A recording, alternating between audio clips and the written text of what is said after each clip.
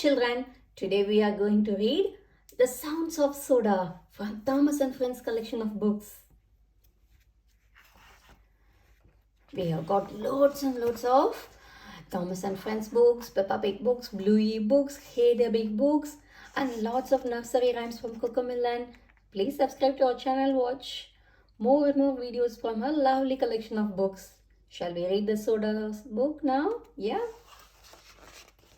A composer was coming to Sodor to write music for a brass band concert. Thomas had been chosen to show him around. The great composer wanted to hear the sounds of Sodor to help him write his tune. But what are the sounds of Sodor? Thomas wondered. Thomas listened carefully. He heard birds, animals, and the sea. Those must be the sounds of Sodor, he thought. Then with a wheesh and a whoosh, Emily puffed past. She was very noisy. The composer won't be able to hear the sounds of Soda, thought Thomas. I'll have to take him somewhere where there aren't any engines. Thomas puffed to Knapford Station, where the great composer was waiting. I'm here to take you to the sounds of Soda, sir. Thomas peeped proudly. Wonderful, boomed the composer. I'll write my special tune as we puff along. First, Thomas puffed to a gurgling stream. Fish splish splashed the water. Here are the sounds of Soda, he said. The composer listened. Then there was a loud huff. It was Gordon pumping his pistons. Shh, Gordon, wheezed Thomas. The composer can't hear the sounds of Soda. Next, Thomas went to the whispering woods. The leaves rustled and the bats sang. The composer listened. Then came a rattle and a clatter. It was Mavis. Shh, Mavis, steamed Thomas.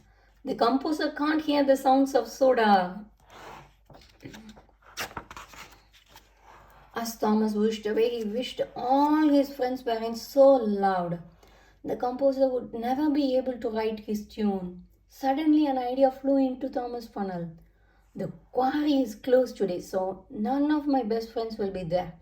He peeped, so Thomas puffed to the quarry. Here are the sounds of Soda, said Thomas. The composer listened. The quarry was silent. There aren't any sounds, he said. Then there was a loud peep, peep, peep, peep. It was James' whistle. Shh, James, Thomas tooted, puffing away. But James chased after him, blowing his whistle loudly. Beep, beep, beep, beep, beep, beep, beep.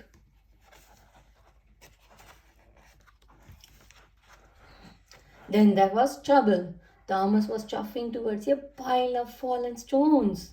Thomas, look out, wished James. Thomas break his coaches, bumped.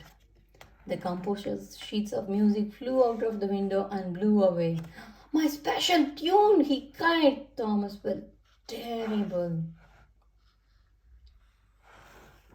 I'm sorry, sir, screamed Thomas sadly, but how did you write a tune? My noisy friends spoiled all the sounds of Soda. Thomas, your noisy friends are the sounds of Soda, said the composer. But now I don't have my tune for the concert. An idea bubbled up in Thomas' boiler. He wished away to find his friends. Later that day, Thomas and his friends puffed to the town hall. The fat controller was there with the brass band. He was surprised to see all of Thomas' friends arrive. I'm sorry, we are late, said the composer to the fat controller, but I think this will be worth the wait. The composer pointed his baton at the brass band, then at the engines. The brass band began to play, and Emily wished and whooshed. Gordon huffed and pumped with his pistons. Mavis rattled and clattered her flatbed, and Thomas and James peep, peep, peep their whistles. It was a wonderful sound. Thomas was so much proud to have such musical friends.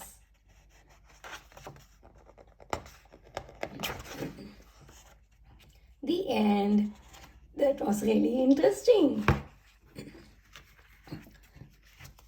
Bye.